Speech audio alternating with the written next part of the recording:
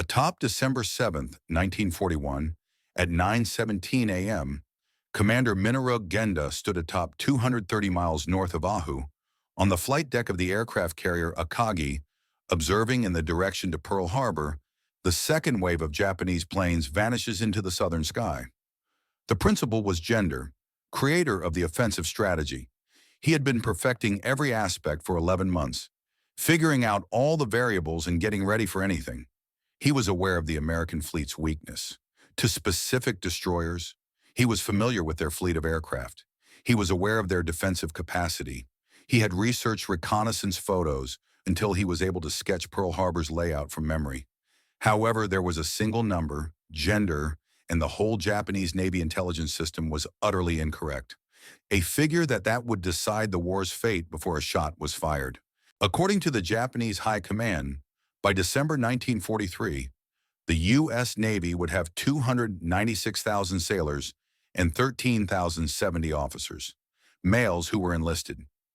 On that date, the actual strength was 219,279 officers, 234,343 aspirant officers, and 120,472 enlisted soldiers. They had made a mistake in their calculations that was more than 7-1. This wasn't a minor intelligence blunder. This was not a misplaced decimal or a rounding error. This was a basic inability to recognize the adversary they faced. Furthermore, it was already too late when Japanese intelligence learned the facts. Too late to halt the impending event. Ensign Yoshikawa was the first to notice the disparity. Yoshikawa wasn't a conventional intelligence officer. Prior to his flight being discontinued due to a stomach problem, he was a bright young naval aviator. Career in 1936. He was moved to naval intelligence as he was unable to fly. He was extremely valuable due to his photographic recall and analytical thinking. 9 months prior to Pearl Harbor, on March 27, 1941, Yoshikawa was transferred to Honolulu under the identity Tadashi Morimura while operating under diplomatic cover. He was tasked with keeping an eye on U.S. naval operations and provide updates on defensive preparations, base infrastructure, and fleet movements. Yoshikawa did his research. He went around Pearl Harbor on the public tour boat. He rented a small plane to take pictures, aerial installations. He learned patrol patterns by pretending to be a tourist. He recorded the positions of ships and airplanes and tallied them. He provided accurate and thorough reports. The issue: that's not what Yoshikawa saw. Tokyo's assumptions about what he saw were the issue. Yoshikawa observed carriers, cruisers, and battleships. Those ships were counted by Tokyo headquarters and determined the number of personnel needed to run them. As a baseline, they employed their own manning criteria. Japanese battleships had little crews, were extremely efficient, and had very little employees. They believed that the Americans followed suit. They were mistaken. Japanese Tokyo's naval intelligence operatives had access to a wealth of data regarding U.S. naval operations. They were given officers stationed in Washington, and other American cities provided attaché reports. They kept an eye on technological journals that detailed American Navy construction and shipbuilding programs. They examined the documents that were taken and spoke with merchant seamen who had been to American ports. There was raw data available. However, possessing knowledge is not the same as comprehending it. There were serious organizational flaws in the intelligence infrastructure. It hindered precise analysis. The Japanese Navy viewed intelligence as a much less significant secondary mission, as opposed to commands or operations. Intelligence reports that conflicted with operations divisions were frequently disregarded. Presumptions or contested plans that have already been developed. Relatively few Navy personnel were assigned to intelligence. Job and viewed the assignment as less honorable than command posts or combat billets. Officers with ambition stayed away from intelligence tasks since they provided few chances for promotion or notoriety. This because of institutional attitudes. Intelligence personnel concerns were not taken seriously when they clashed with operational plans that were already underway. The societal preference for aggressive behavior and decisive intelligence agents found it challenging to make the case for caution or restraint based on evaluations of the enemy's capabilities. Toshikazu Omie, a captain, participated in the long-range planning was the responsibility of the Navy General Staff's operations branch. Omie was an accomplished officer who had studied American strategic doctrine and naval capabilities for years.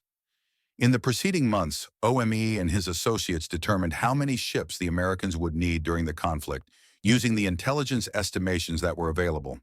Could man, the number of task units they could deploy, and the duration them to make up for losses in battle. The computations were meticulous and thorough. They looked at U.S. naval schedules for ship deliveries and construction projects. They examined American personnel and training capabilities, systems for development. They researched the supply chain and logistics capabilities of the United States. Using personnel forecasts based on the assumption that American mobilization would resemble Japan's growth, strategists determined that the U.S. Navy could support about 40 major warships in the limited capacity to carry out operations in several locations at once in the Pacific Theater. This evaluation was included at the highest levels of Japanese military preparations. The full plan for capturing the resource regions of Southeast Asia, creating a defensive ring that stretches from the Aleutians to the Dutch in the Center Pacific. Assuming that American naval forces would force a diplomatic solution in the East Indies, there would be a shortage of manpower to limit forces. The Japanese thought their conflict would be confined, facing a numerically constrained adversary that would ultimately agree to a settlement rather than fight for a protracted disagreement. They were getting ready for the wrong conflict. Why did all of the knowledgeable, seasoned policemen make the same basic mistake? What intelligence experts refer to as mirror imaging holds the key to the solution. Mirror imaging is the presumption that the adversary shares your beliefs, thoughts, and methods of operation. The Japanese observed what they anticipated when they viewed American naval operations via a Japanese perspective. Japanese naval. The ideology prioritized quality above quantity, with expert personnel operating complicated warships with maximum efficiency. Each sailor was chosen with care, given intensive training, and expected to perform to a high standard. Over the course of their career, there were hardly many reservists in the Imperial Japanese Navy. They didn't run extensive recruitment drives. They opposed enlisting civilians and converting them into sailors in a short period of time. Months. Their whole institutional and cultural structure placed a strong emphasis on the meticulous development of professional employees throughout a number of years. Their 120,000-strong Navy during peacetime. By the end of the war, the number of men had grown to just 300,000, a threefold rise in comparison to by Japanese standards. 4 years was a rapid expansion. They believed that the American strategy would be comparable. They believed that the same meticulous, deliberate strategy that Japan employed was necessary to establish a navy. They were imposing their own constraints on a foe that possessed quite different skills and entirely different ideas about how to get a country ready for war. The truth about U.S. naval growth was something that Japanese intelligence was unable to envision. The United States Navy had in June 1941 about 284,000 people on active duty. This comprised officers, enlisted soldiers, nurses, and support workers from all branches of the Navy installations over the globe. By December 1942, 18 months later, that figure had increased to 1,640,000. It reached 2,374,094 by December 1943. It was not a linear growth. The rate was exponential. The growth rate quickened when training facilities enlarged. The entire American industrial and social structure shifted toward war, and recruitment grew more intense. Manufacturing. After researching American shipyards, the Japanese were aware that the U.S. could produce ships more quickly than Japan. Japanese trade periodicals and technical publications published American building figures. Regular reading is a habit for intelligence officers. They were unable to comprehend that America could concurrently recruit to run those ships at a speed that no other country could match. The staff must be trained and deployed. The United States manpower availability was not a constraint on states. There were 131 million people in the nation. Individuals in 1941. There were roughly 50 million males of military age, even accounting for necessary industry exemptions to retain manufacturing and agricultural deferments to sustain food production running, as well as physical disqualifications due to medical conditions. The prospective recruit pool was successfully infinite. The 73 million people living in Japan were the source of the Japanese Imperial Navy's stricter social restrictions on who was eligible to serve. Women were only given very limited consideration for naval service. Administrative positions, differences in social class restricted possibilities for lots of possible recruits. There were rigorous educational requirements. The situation's math should have been clear. With twice as many people and significantly less social constraints on military duty, a country may mobilize a lot more staff. However, intelligence analysis does not focus on what ought to be clear. It concerns what analysts are ready to observe. Additionally, Japanese strategists were unprepared for an adversary that could grow its navy. In less than 4 years, 10 times. The initial sign that something was amiss occurred during the Battle of May 1942. Of the Sea of Coral. According to Japanese surveillance planes, an American task force was focused on 2 aircraft carriers. According to standard Japanese doctrine, a fleet carrier required about 2,000 troops to operate, including the air wing that was embarked. There were about 4,000 American sailors in the local operational area due to the 2 carriers. Region. However, radio intercept experts keeping an eye on U.S. conversations found allusions to numerous task group leaders, large logistical vessels that offer replenishment in progress, and screening forces that are much greater than what would be anticipated for a 2-carry force.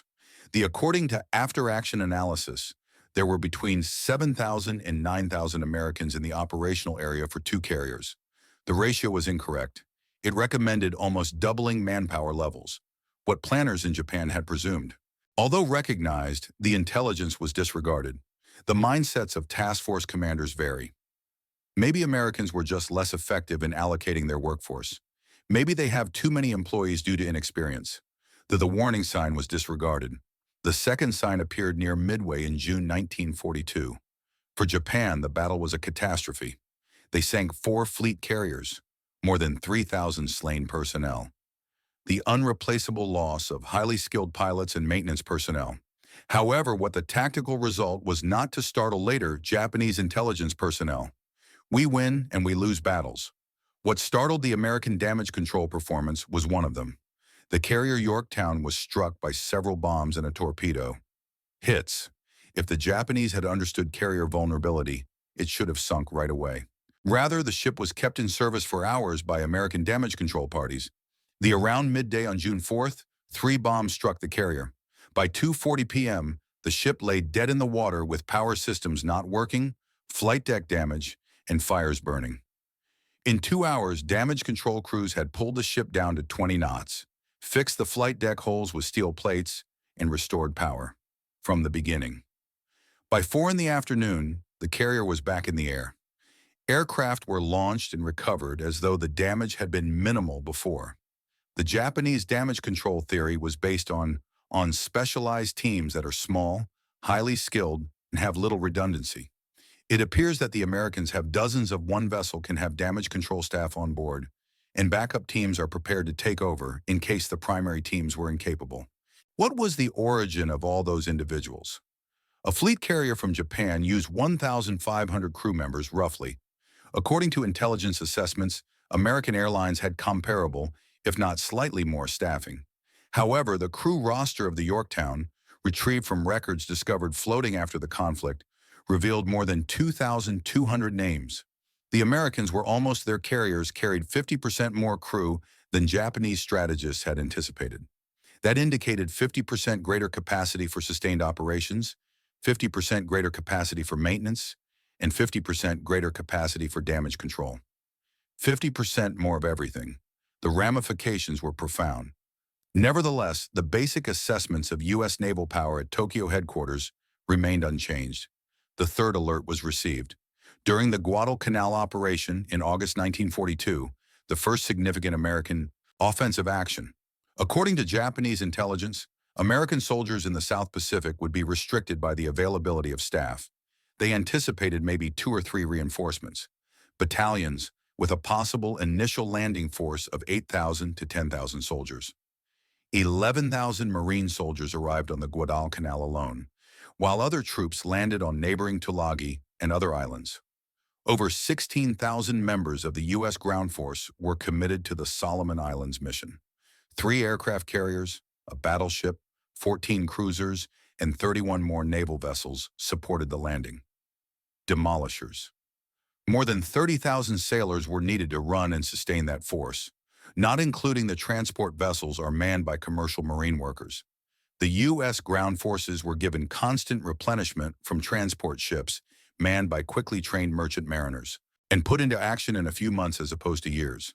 Patrolling the supply channels, Japanese submarines observed reported supply ship activity at levels that looked unattainable for a navy, including convoys transporting supplies to the Guadalcanal. Tokyo thought its total manpower was less than 400,000.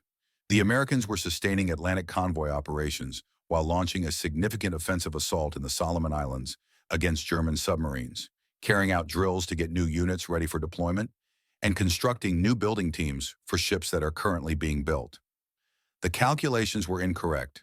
Japanese intelligence figures were essentially incorrect, or the Americans had managed to increase their workforce beyond any logical computation. Tokyo made the decision that the Americans were overburdened and would soon break point.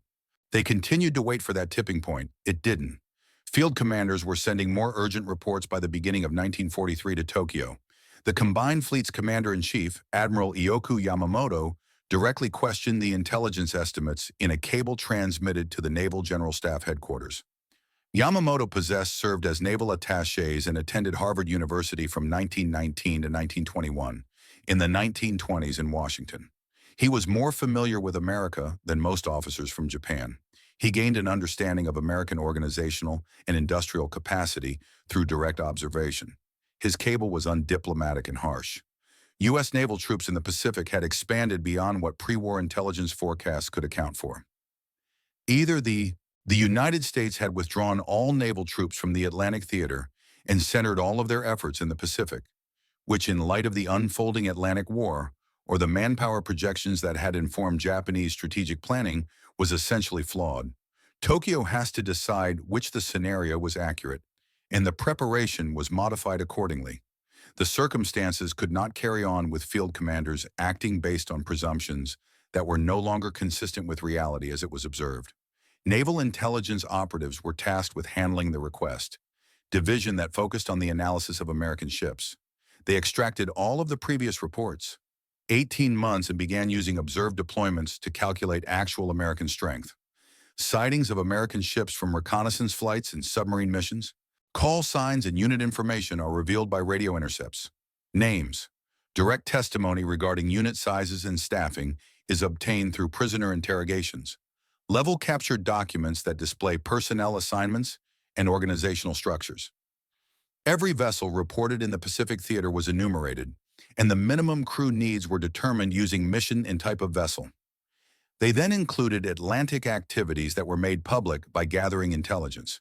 Convoy escorts functioning between Britain and the United States. North African amphibious operations are supported by carrier groups. On both coasts, training commanders are getting fresh troops ready. Shore stations offering maintenance, repair, and logistics assistance. The preliminary totals came to around 850,000 personnel. That had already happened. More than double the official figures that had been used for war planning. But the analysis was not concluded.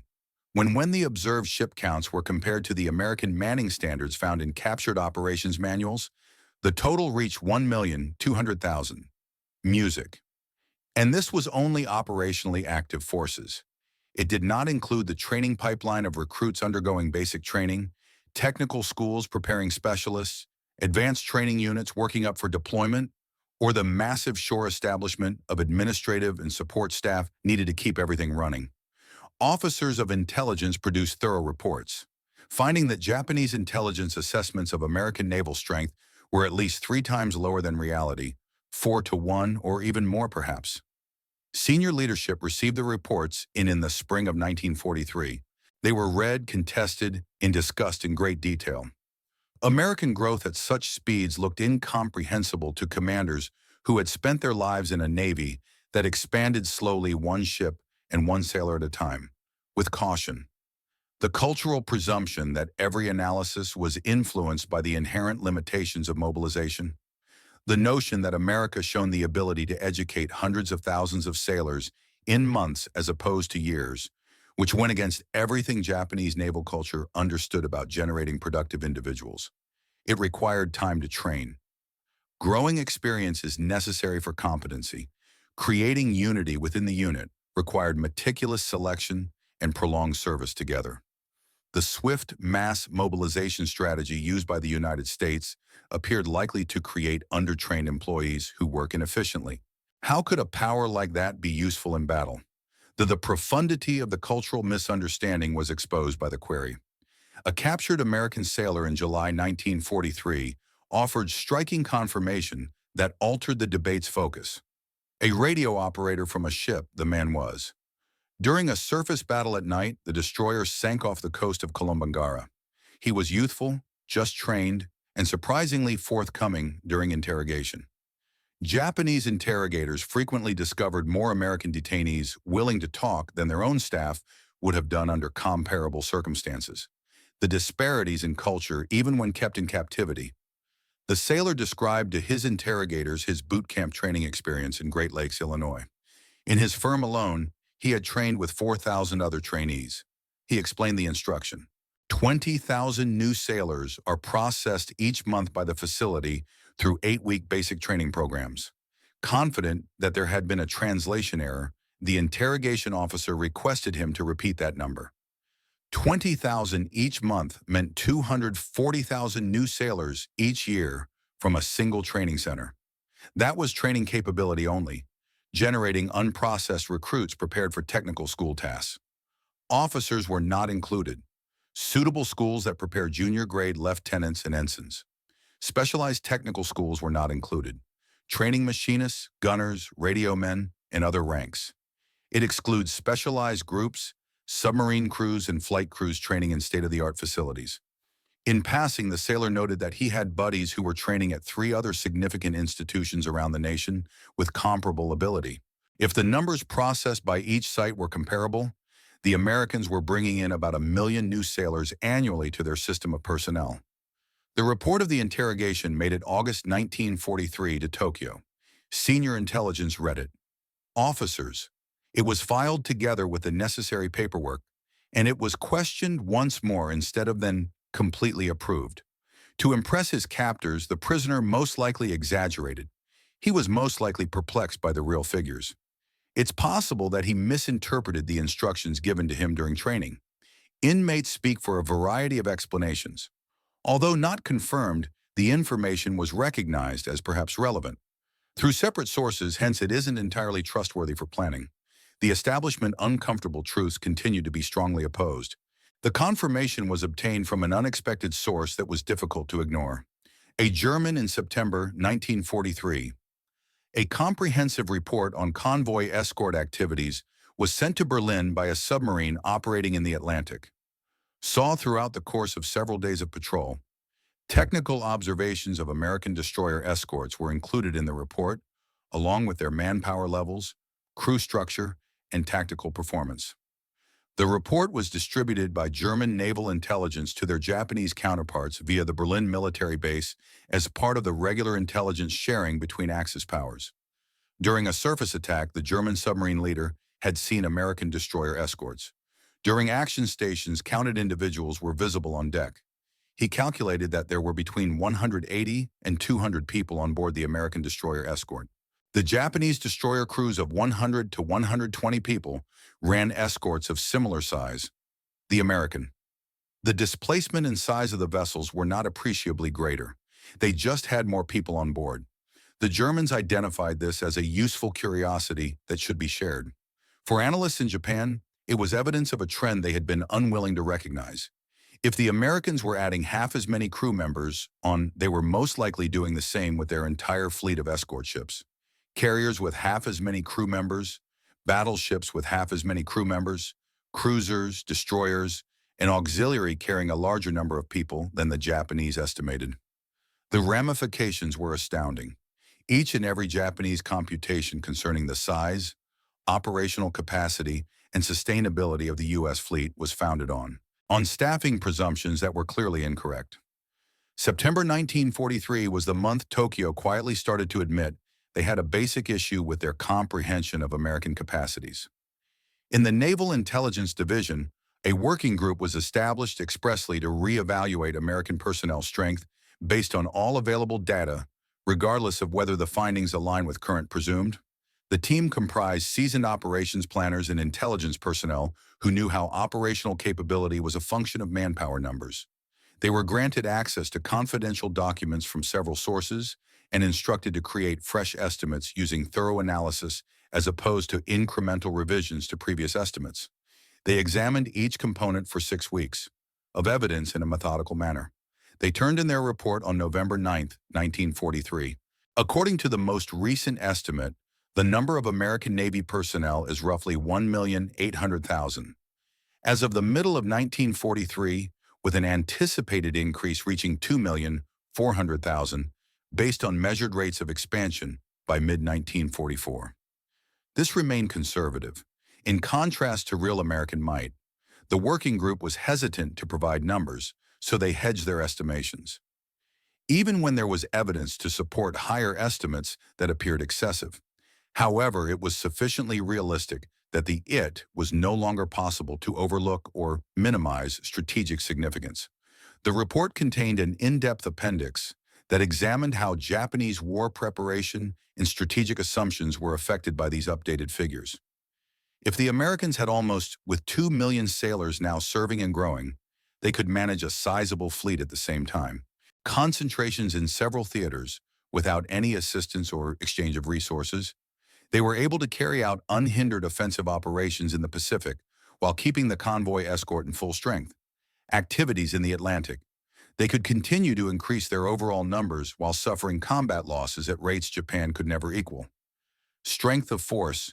They were able to keep up sophisticated logistical systems that transported goods over great oceanic distances. Instead of using a limited army that rotates, they might garrison island strongholds with permanent staff. Every presumption that these figures disproved the Japanese plan that had been in place for the previous 2 years. The perimeter of defense strategy that was out of date because it anticipated that the limited American forces could not attack multiple points at once. It was difficult to have a war scenario that relied on American fatigue and a readiness to engage in negotiations. The Americans were not experiencing a shortage of personnel. They wouldn't get to the point where they couldn't afford the losses. Swap them out. Up until Japan, they planned to continue constructing ships, training crews and dispatching them west. The overwhelming force of numerical dominance crushed it. The working group's findings were glaring and clear. Japan had joined a conflict with a foe with capacity for mobilization was an order of magnitude larger than what had been estimated by intelligence. The mistake could not be fixed by tactical innovation or operational modifications.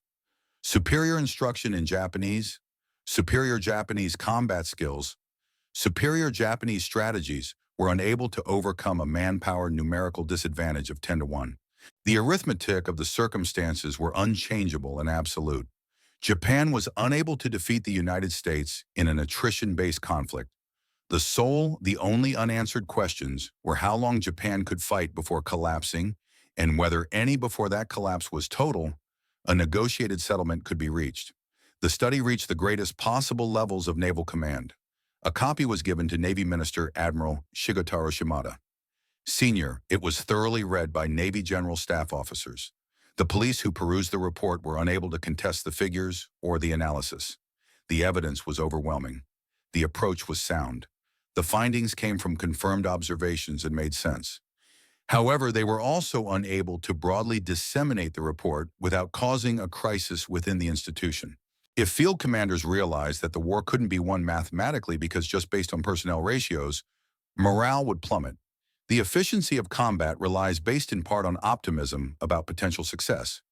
If the administration realized that naval intelligence had made a mistake in this, at the most fundamental level, there would be calls for leadership and accountability, changes in the midst of a losing conflict at the most inconvenient time. If the ruler realized that the conflict had been the entire military leadership structure, was initially founded on intelligence projections that were 8 times incorrect, might be held accountable for a historic strategic catastrophe. The ramifications for politics weren't acceptable. The utmost level of security was applied to the report. Distribution was limited to There are less than 20 operationally necessary officers. The data was kept under control and contained. Official internal planning documents used for resource allocation and operational planning subtly updated estimates. Preparing. However, there was no official notice. There was no strategic reevaluation. But that would have necessitated providing an explanation for the shift in basic assumptions. The conflict went on as though even though everything had changed, nothing had. The updated version was not communicated to field commanders. Estimations. They kept organizing their operations under the presumption that the Americans were overworked and getting close to their manpower threshold. Those presumptions were incorrect. They had been mistaken all along. And now those at the top realized they were mistaken. However, the war machine was in motion and could not be stopped without acknowledging disastrous consequences. Failure of the institution. By December 1943, 2,374,094 was the actual strength of the American Navy. 296,000, according to the Japanese estimate. 7.8 to 1 was the underestimation. This was not an inability to gather intelligence. The majority of the information was accessible to Japanese intelligence operatives. Information they required via a variety of sources. American first-hand testimony was obtained through interrogation of prisoners who had completed the training program. Organizational structures and units were exposed via radio intercepts. Labels that showed the magnitudes of the forces. Force was documented by ship sighting reports, levels in various cinemas. Technical papers included information about American manning and training facilities. Regulations. Throughout the war, the information was and has been accessible. The breakdown was more analytical rather than empirical. Japanese intelligence officials were unable to imagine an adversary that organized as America did. They examined the unprocessed data and used their own corporate structure and culture. They observed an American fleet operating similarly to the Imperial, since the only model they were familiar with was the Japanese Navy. Each piece of data was filtered using presumptions regarding how units were set up, how soldiers were trained, how navies operated, and how the mobilization process continued. These presumptions were derived from Japanese customs and experience. They were entirely incorrect when applied to the United States. Because of their own presumptions, the intelligence personnel were unable to look past their cultural blinders, even in the face of mounting data that challenged such presumptions. Over the course of the following 2 years, the repercussions were brutally inevitable. The United States deployed in 1944 forces for large-scale operations in several theaters at the same time. The attack in the Central Pacific pushed through the Marianas and Marshall Islands in the direction of the Philippines. The campaign in the Southwest Pacific made progress. Approaching the Dutch East Indies via New Guinea, activities in Burma, China, the Indian theater prepared for future operations against the Asian mainland while assisting the Chinese resistance. And despite everything, the Atlantic theater was nevertheless defended by full-strength naval troops, which escorted convoys, keeping pressure on German naval forces, and assisting with amphibious operations in Europe. Japanese leaders encountered American task troops that, despite losses, appeared to be growing. Destroyed 2 additional carrier groups, showed up in a few weeks. A dozen destroyers were sunk, and 20 more joined the fleet. The month after, Japan would have suffered crippling defeats, but the Americans always returned stronger. Japan committed its remaining carrier forces at the Battle of the Philippine Sea in June 1944. Forces to what was supposed to be a decisive battle that would test the offensive capacity of the United States. The A Task Force consisting of 15 carriers, 7 battleships, and 2169 destroyers and cruisers. The staff members handling that particular task. There were about 70,000 soldiers.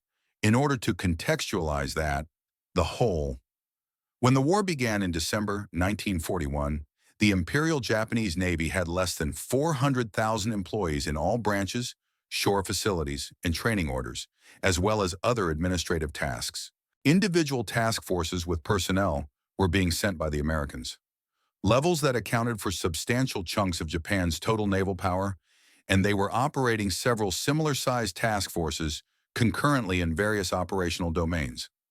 The magnitude of American IT was no longer possible to ignore or justify the manifestations of mobilization.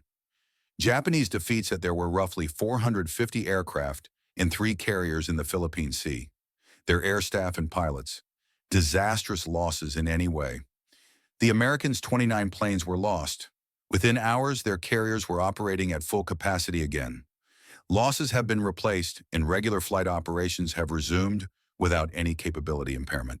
The conflict illustrated the practical implications of unrestricted staff availability in a brutally clear manner. Americans were able to sustain operations without interruption, push attacks relentlessly, and endure losses that other navies would due to the fact that their organization was deep. They have trained staff on hand to take their place. Losses right away. They have pipelines for training that generated thousands of new each month to maintain growth and replenish combat casualties. They possess shore facilities big enough to withstand continuous operations without deteriorating over time. None of those existed in Japan. Each loss was irreversible and unreplaceable. Each pilot killed signified the permanent loss of years of training. Each ship went down, eliminated capabilities that, given Japan's small industrial and manpower base, could never be regained. The side with more resources at every level was favored by the laws of attrition. The Americans also possessed resources. Regardless of battling spirit or tactical expertise, Japan was unable to compete. The most agonizing insight for the Japanese officers who realized the reality were aware that the war had already been lost. Not as a result of strategic blunders that could have been prevented, not tactical faults that could have been fixed with improved preparation, but due to a fundamental intelligence breakdown, victory was determined statistically. No matter how well Japan fought, it was impossible. Had Japanese strategists been aware in 1941 that the United States would send more than 2, by 1944, there were 1 million sailors in the Pacific theater alone. The whole strategic, it would have been different in calculus. The claim that America lacked the desire to engage in a protracted conflict turns into pointless given that America is capable of waging 3 major wars in 3 distinct hemispheres at once, without putting undue strain on its ability to mobilize. The expectation that Japan would annex and protect its territories effectively disintegrates when the adversary can produce new troops more quickly than Japan can cause casualties by fight attrition. The whole idea of Japanese strategy, winning early battles that would create a defensive perimeter, and then pressuring the United States to agree to a negotiated solution instead of engaging in an expensive. The battle of attrition was founded on essentially false presumptions of American limitations from the start. According to some historians, even with precise information of the United States' ability to mobilize, in any case, Japan would have gone to war. The United States imposed oil embargo, placed Japan in a state of economic suffocation that would have, in a matter of months, severely damaged its industrial and military capabilities. The empire's resource requirements, especially those for water from the Dutch East Indies, rubber from Southeast Asia, called for military action to gain entry. The Japanese government was dominated by a military culture, put dignity and national glory above of realistic estimates of likelihood of achievement. These disputes have significant merit. Japan was under genuine and intense political and economic pressure to go to war, but they failed an important aspect on the conduct of wars after they start. People fight wars because they think they can win, or at least think that if they fight hard enough and choose the appropriate tactics, they can win. Given the pressures, accurate intelligence regarding American power might not have stopped the conflict from beginning. Japan has to deal. But once that conflict started, it would have drastically altered Japan's strategy. With practical Japanese strength estimates indicate a 10-to-1 personnel advantage. Planning may have prioritized narrow goals above broad territory conquest. Defensive tactics may have taken precedence over aggressive actions intended to attain a resounding triumph. Previous attempts at negotiation may have been taken more seriously prior to the strategic situation deteriorated to utter despair. The actual conflict, with its whole dedication to offensive operations throughout the Pacific and its unequivocal denial of any form of compromise, until ultimate defeat was the only option, because all levels of Japanese leadership thought they were up against a resource-poor adversary who would eventually become weary of the battle. That notion was incorrect from the start, and the intelligence breakdown that resulted in and upheld that notion, costing Japan everything it aimed to protect. Chikataka Nakajima, a commander, served with the Combined Fleet and Second Fleet from August 1945 to December 1941. Among his responsibilities were compiling intelligence from various sources and creating assessments of the enemy capabilities and goals, as well as examining naval actions to draw conclusions for planning in the future. Following the After the War, American naval intelligence personnel conducted in-depth interviews with Nakajima, recording Japanese intelligence capabilities and comprehending Japan's evaluation of American might, all during the conflict. The Americans sought to ascertain the perceptions of their adversary, pinpoint intelligence achievements and shortcomings on both sides. They directly questioned Nakajima on the intelligence lapses pertaining to American personnel, mobilization, and the reasons behind the disastrous errors in Japanese estimates. Nakajima gave an open and illuminating explanation. He clarified that naval intelligence from Japan had been organizationally deficient, both before and throughout the conflict. In relation to the demands of its purpose, the service was consistently understaffed. It was systematically disregarded in the Navy's leadership, with intelligence missions being less prestigious and less room for advancement than combat or leadership billets. The capacity for intelligence. Officers who expressed doubts about the United States' capabilities, particularly those that implied Japan were frequently disregarded or neglected by operations because they were outmatched or encountered more formidable opposition than anticipated. Officials who have already made commitments to particular actions. There was no design for the organizational system to cast doubt on strategic premises or basic presumptions made by top leadership. It was intended to support previously decided judgments by offering tactical specifics and validating information. When assessments indicated that strategic assumptions might be incorrect or conflicted with operational goals, instead of the plans, intelligence was questioned. The Japanese Navy's overall institutional culture made not only is catastrophic error possible, but it is almost a given. Accepting unpleasant realities is necessary for accurate evaluation. Japan's system was not designed to accommodate such facts when they went against institutional inclinations or strategic pledges. Shigetaro Shimada, Admiral, held the position of Navy Minister between October 18, 1941 and July 17, 1944, during which encompassed the Pacific War's initial phase. In addition, he briefly held the position of Chief of the Naval General Staff from February 21 to August 2, 1944, concurrently serving in both capacities for around 5 months during a crucial stage of the conflict. Following Japan's capitulation, Shimada was taken into custody, was tried as a Class A war criminal before the International Military Tribunal for the Far East. The fees included crimes against peace, breaking international law, and waging an aggressive war. He was found guilty convicted on several charges and given a life sentence. Before being released from Sugamo Jail, he spent 11 years there, 1955, as a result of deteriorating health. At the age of 92, he passed away in 1976, one of the last top admirals from the Imperial Japanese Navy who are still alive. For the rest of his life, Shimada never publicly recognized the intelligence reports that, years before the wars ended, had warned of the superiority of American troops.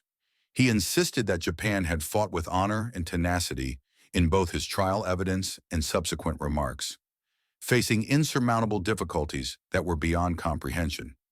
In one way, this story was accurate. Although Japan fought valiantly and honorably, it was also essentially not finished. Japan bravely battled despite the fact that its own intelligence services had severely undervalued prior to the war. But Shimada and other top leadership had not sufficiently addressed once the war's evidence of those actual odds became available. Beyond the initial error, institutional failure included a failure to modify and adapt when reality contradicted presumptions. In its simplicity, the final accounting was severe. And mathematical assurance. Japan had about 120,000 naval personnel before the conflict started. Employees. This comprised the enlisted sailors serving on ships and ashore, as well as the professional officer corps. Stations, as well as the support and administrative staff needed to keep the service running. The country grew that force to roughly 300,000 by 1945 as a result of persistent mobilization efforts. During 4 years of total war, total mobilization resulted in a threefold increase in sailors. By any historical measure, this was a remarkable growth for a country with the size and industrial capacity of Japan. Outstanding by any criterion other than the one that was relevant throughout the Pacific War. The war was started by the United States. In December 1941, there were roughly 337,000 naval men. By August 1945, when the war ended, that force had increased to about 3,380,000. In less than 4 years, a tenfold growth was accomplished. In a single year, more sailors were trained and deployed by the Americans. Of 1944 compared to Japan's total naval force during the height of the conflict, they had more ships under operation than Japan could produce. They operated more planes than Japan could produce. They made greater movements, transporting goods over longer distances than Japan could. More forces were sustained in more locations, more concurrently than Japanese strategists believed any country could achieve. The predicted intelligence estimate. By December 1943, 296,000 American sailors fell short of the 234,343 total, by about 8 times to 1. This was no insignificant mistake that could be ascribed to a reasonable degree of uncertainty regarding future occurrences. This was not an excused error in judgment, brought on by insufficient details or dishonest opponent tactics.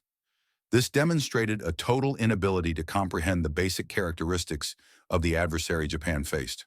And before the first guns were fired, that failure decided the war's result. Fired at Pearl Harbor prior to the first battle being fought and the first American ship being sunk, the figures generated, regardless of battling spirit, tactical skill, or strategic genius, victory is unattainable. Working intelligence. In late 1943, organizations performed thorough reassessments that demonstrated that American power was significantly greater than whatever that Japanese planners had presumed. Using all of the information at their disposal, the officers who put together these reports and using exacting analytical techniques realized precisely what the figures indicated for Japan's strategic place. The conflict was lost. It was an absolute math problem. No quantity of such a fundamental numerical disadvantage could be overcome by tactical success.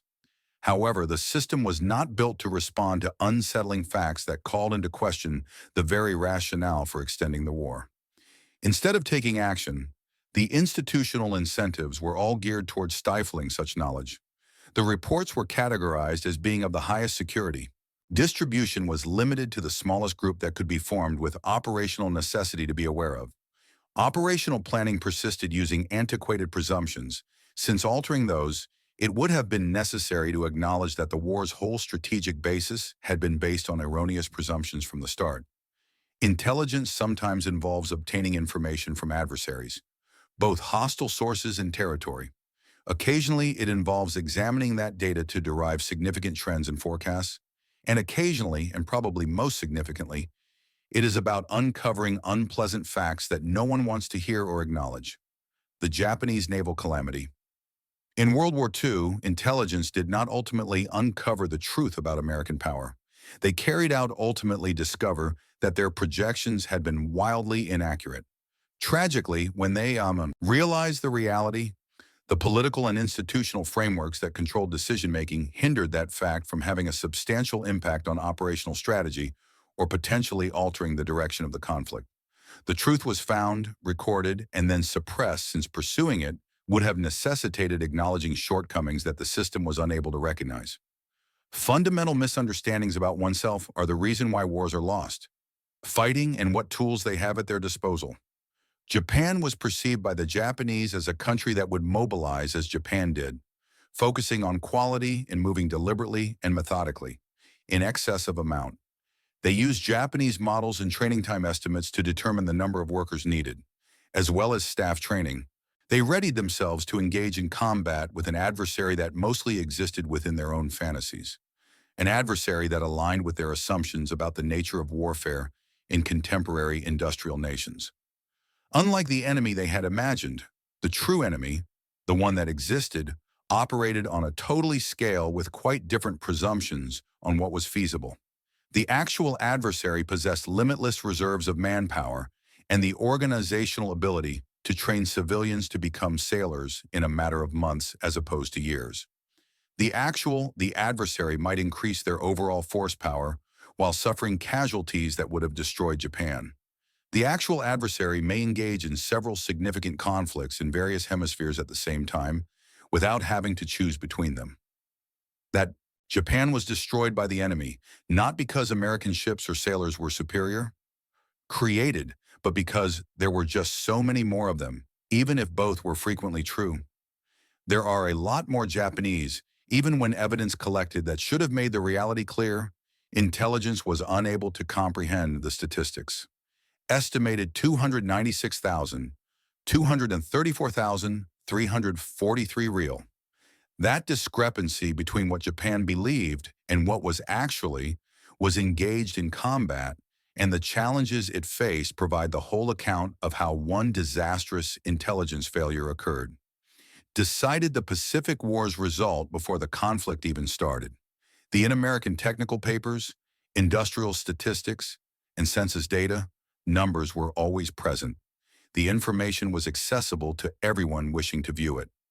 What was lacking was the capacity to look past cultural preconceptions, organizational constraints to comprehend an adversary that functioned on an entirely other size with entirely distinct regulations. And Japan lost everything it had because of that blindness and incapacity to recognize what should have been clear. Battled for preservation. Would you kindly take a moment to like this video if you thought this narrative was compelling? It facilitates our sharing. Additional untold Second World War tales. Keep up with these unsung histories by subscribing. Every single one matters. They should all be remembered. Tell us where you are watching by leaving a comment below. Our group includes history buffs and soldiers from Texas to Tasmania. I appreciate you viewing and I appreciate you preserving these tales.